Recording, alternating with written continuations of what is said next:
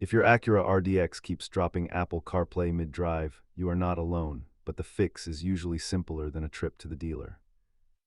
Statistically, over 80% of these connection drops are caused by low-quality aftermarket cables rather than the car's software.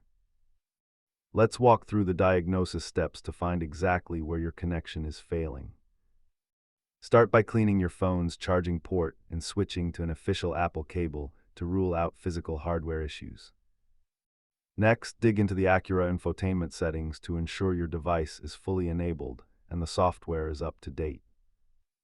Software conflicts like active VPNs or running iOS beta versions are hidden culprits that frequently cause random disconnects.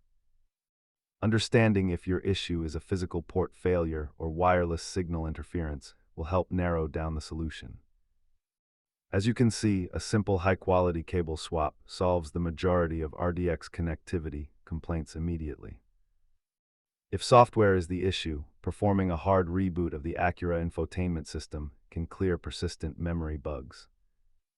Keep these basic tools in your glove box to handle any future connection drops without needing a mechanic.